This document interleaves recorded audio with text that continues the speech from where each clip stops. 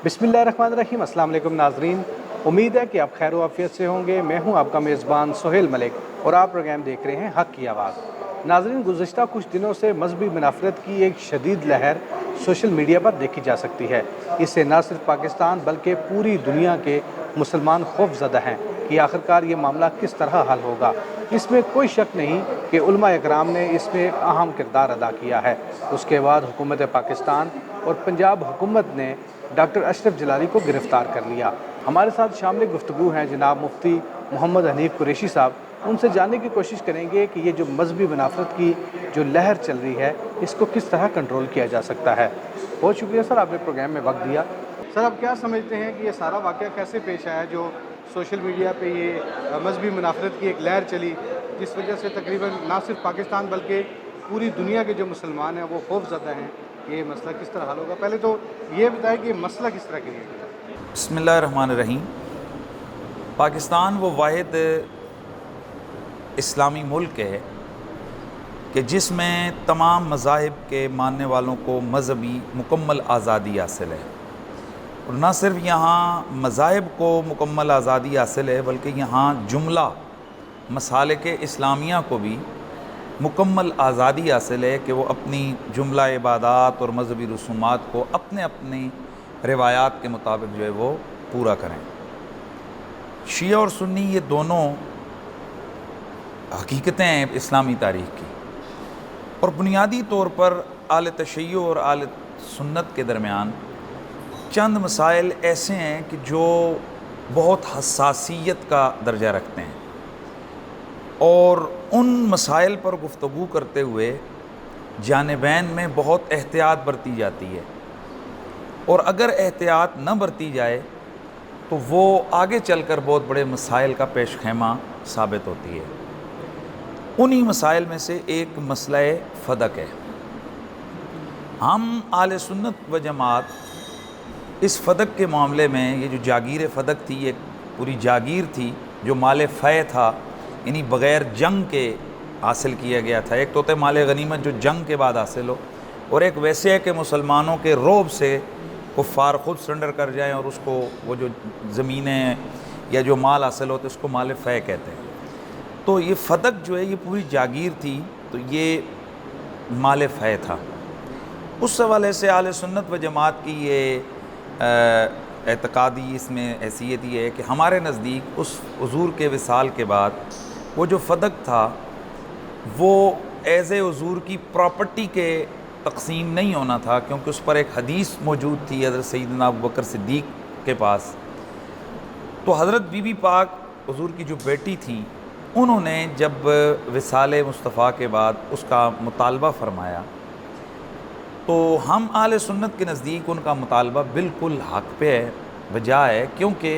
उनका मुतालबा कुरान मजीद की नस्से सरी के मुताबिक था, जिसके मुताबिक अगर कोई विसाल करने वाला विसाल करे तो उसके बाद उसकी जो तिरका होता है या उसकी विरासत होती है, उसमें से अगर उसकी एक ही बेटी है तो उसको आधा मिलता है। इस आयत के मुताबिक बीबी पाक ने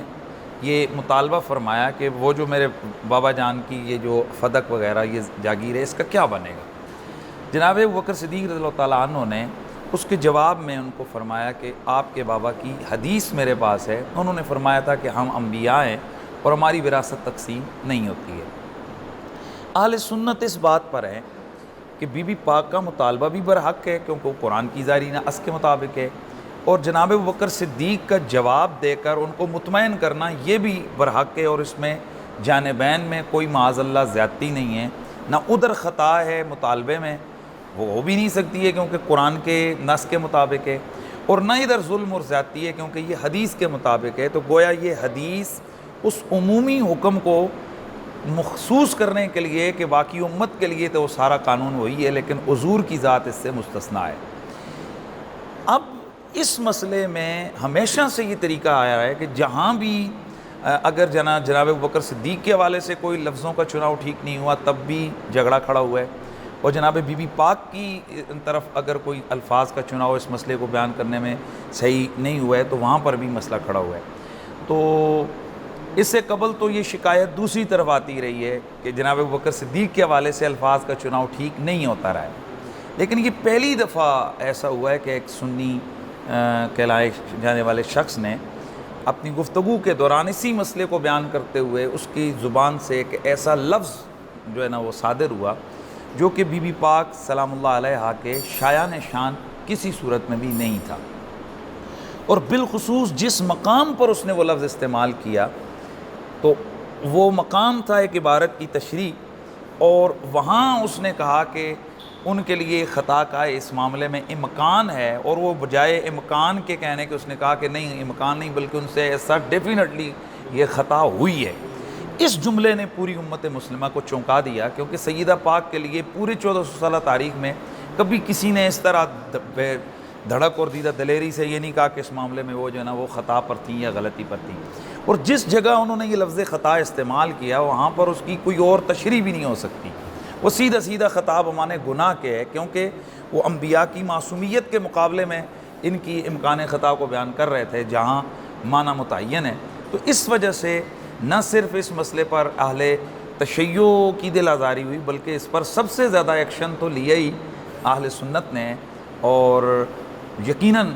حق بھی بنتا تھا، کیونکہ ہمارا تو مذہب ہی یہی ہے، مسلک ہی یہی ہے کہ ہم کسی بھی مقدس ہستی کے حوالے سے کوئی ہلکا جملہ برداشت نہیں کرتے۔ سر آپ کیا سمجھتے ہیں کہ یہ جو سارا کام ہوا یہ جان بوجھ کے ہوا یا نادانی میں منہ سے نکل گیا؟ دیکھیں، جو گفتگو کا پیرایا ہے وہ تو سارے آپ سمجھ سکتے ہیں کہ جس پیرائے میں انہوں نے گفتگو کی وہ کوئی توہین کی نیت آپ سمجھ لیں یا بی بی پاک کو ڈیگریڈ کرنے کے حوالے سے وہ نہیں تھی، لیکن علمی تکبر، نخوت اور جس کو کہتے ہیں نا اجڑ پن، اس کی وجہ سے وہ غلطی سے نکلا ہوا لفظ جب بندہ اس پہ ڈٹ گیا تو ظاہر ہے جب ایک بندے سے سبقت لسانی سے لفظ نکل جائے اور بعد میں کہے نہیں میں نے جان بوجھ کر کہا ہے تو پھر وہ تو اس کا ذمہ دار ہوتا ہے۔ تو پہلے ان کو چھوٹ دی جا سکتی تھی، اور ایسا ہو سکتا ہے مجھ سے ہو سکتا ہے، ابھی کیا پتہ میرے انٹرویو کے دوران مجھ سے کوئی ایسا لفظ نکل گیا ہو کہ جو قابل گرفت ہو۔ تو ہماری شان، مسلمان کی شان یہ ہے کہ ایک تو سیاق کلام کو دیکھا جاتا ہے کہ یار کیا اس کا مقصد ہی توہین کرنا تھا یا ویسے اس کا لفظ، وہ انداز پتہ لگ جاتا ہے۔ تو ان کا انداز جو تھا وہ مسئلہ بیان کرنا تھا، لیکن لفظ غلط نکل گیا، اس پہ ان کو ڈٹنا نہیں تھا، اس پر ان کو معافی مانگ لینی چاہیے تھی کہ یار غلط ہو گیا، اللہ معاف کر دے، بات ختم۔ لیکن وہ غلطی پہ ڈٹ کے جب اس نے دلائل دیے آگے تو انہوں نے اس غلطی کو اور اتنا غلطان بنا دیا کہ اب اس سے نہ کوئی تعویل وہاں ممکن ہے اور نہ وہاں سے جو ہے نا وہ کوئی چھٹکارا ممکن ہے۔ اچھا، اس معاملے پر آپ نے بڑی محنت کی، علماء اکرام نے بڑی محنت کی، ان سے جا کے بات کی، ہر طریقے سے ان کو سمجھایا کہ آپ ہمیں یہ الفاظ واپس لے لیں۔ آپ کیا سمجھتے ہیں کہ اب چونکہ یہ اب معاملہ چل رہا ہے، اب آپ کی جو انجمن ہے وہ کس طرح اس کیس کو آگے لے کر جائے؟ دیکھیں، بنیادی طور پر تو اس میں اہل تشیع اور اہل سنت ہم سارے متفق ہیں کہ اس بندے سے غلطی ہوئی ہے، لیکن جو کیس انٹر کروایا گیا ہے وہ اہل تشیع کی تنظیمات کی طرف سے کروایا گیا ہے۔ تو ظاہر مشترکہ کاز ہے، ایسا کئی دفعہ ہوا ہے کہ جب نبی علیہ السلام کے صحابہ کے حوالے سے توہین کہیں کی گئی ہے تو وہاں دیوبندی مکتب فکر اور اہل سنت نے مل کر اس گستاخ کے خلاف جو ہے نا وہ سٹینڈ عدالت میں لیا۔ تو اس دفعہ چونکہ ذرا معاملہ الٹ آ گیا، اس دفعہ اہل بیت کے حوالے سے، تو اس دفعہ پھر اہل سنت اور اہل تشیع دونوں ہی اس مسئلے کے فریق ہیں، دونوں ہی اس ایک پیج پہ ہیں، اور اس طرف وہ بے ادبی کرنے والا شخص ہے۔ تو کیس چونکہ اس میں انہوں نے کیا ہوا ہے تو ظاہر ہے جو عدالتی رولز ہیں ان کے مطابق عدالت نے یقینی طور پر اس مسئلے کے لیے اسکالرز کو بلانا ہے۔ تو اہل تشیع تو اپنے مکتب فکر کی ترجیحات یا تشریعات کے مطابق اس کو ایکسپلین کریں گے،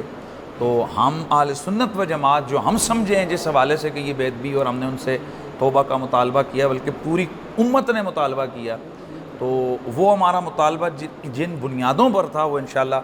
جب عدالت ہمیں اسسٹ کرنے کے لیے بلائے گی کہ یہ آپ آئیں ہمیں اس حوالے سے ہمارے ساتھ تعاون کریں،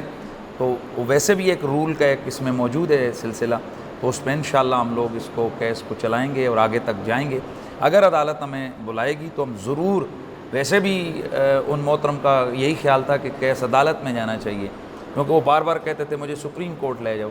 تو پھر سپریم کورٹ تو خیر نہیں لایا گیا، چھوٹی کورٹ میں یہ، لیکن بہرحال یہاں بھی جج ہی ہوگا جو بیٹھا ہوا فیصلہ کرے گا۔ اچھا سر، اگلے مہینے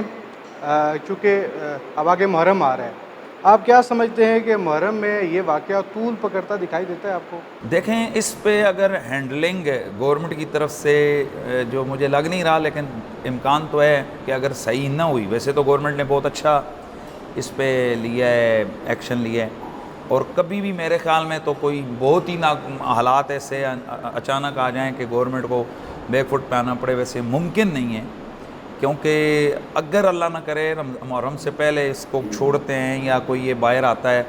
تو پھر ڈیفینیٹلی ملک میں فساد ہوگا اور بڑے اونچے پیمانے پہ ہوگا، کیونکہ جو دوسرے طرف اہل تشیع کے لوگ ہیں، پھر ان کے ذاکرین نے یا علماء نے کھلا کے اس ٹاپک کو اسپیشلی عوام کے سامنے بیان کرنا ہے، اور پھر اس میں پھر صحابہ کرام کے حوالے سے جو ہے نا وہ بے ادبی کے اظہار کے حوالے سے بالکل 100% چانس موجود ہیں کہ گفتگو کے دوران ایسے الفاظ کے استعمال اور جس سے دونوں طرف ٹکراؤ ہو، تو میرے خیال میں یہاں گورنمنٹ کو اسٹرکٹ ہینڈ دکھانا چاہیے، سختی کرنی چاہیے، جو بھی اس قسم کی بحثوں میں پڑتا ہے اس کو قانون کے ہاتھوں جکڑ دینا چاہیے۔ اچھا، حکومت کی طرف سے اگر ہم بات کریں تو ایک قانون سازی بھی ہے،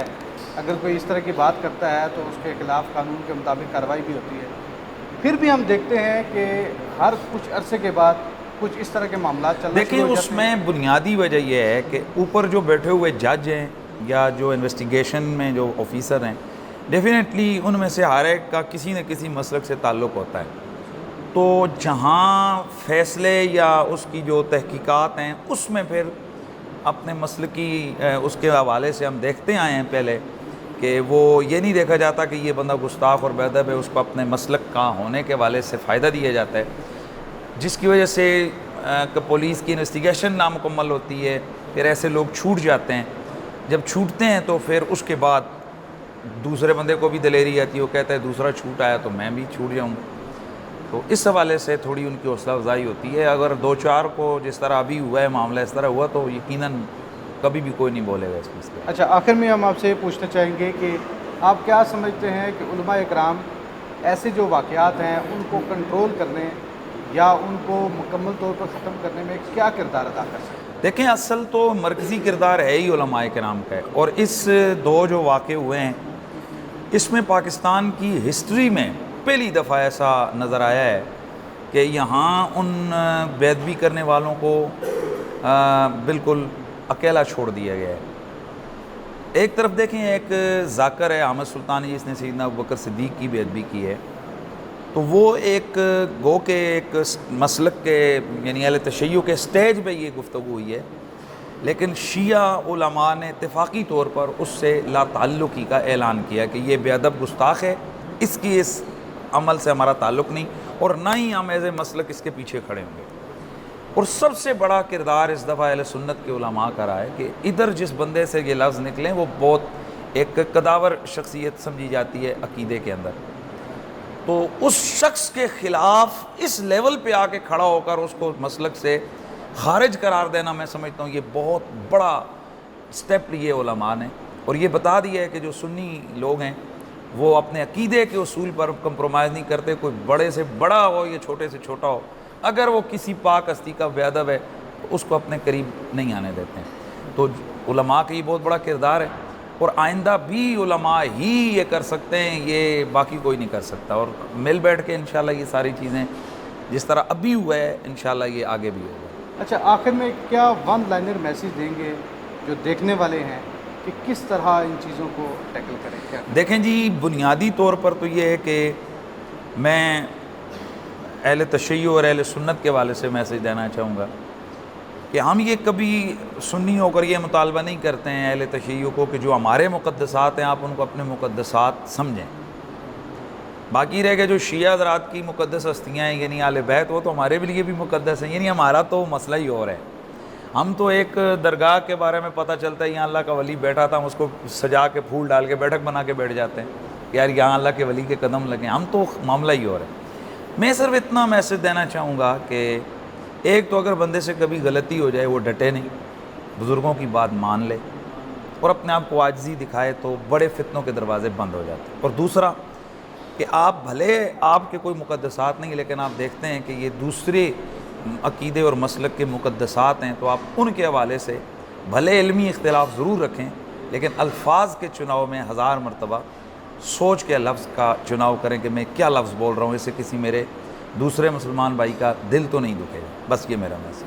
بہت شکریہ مفتی صاحب، آپ نے پروگرام میں وقت دیا۔ ناظرین، علماء اکرام کی ذاتی توجہ کے بعد امید ہے کہ مسئلہ حل کی طرف جائے گا۔ ہمیں بھی چاہیے کہ ایسے شر پسند عناصر کے خلاف آواز اٹھائیں جو مذہبی منافرت کو پروان چڑھاتے ہیں۔ آپ بھی اپنی رائے کا اظہار ضرور کیا کریں، کیونکہ آپ کی رائے ہمارے لیے بہت قیمتی ہوتی ہے۔ اپنے میزبان سہیل ملک کو اجازت دیجیے۔ اللہ حافظ۔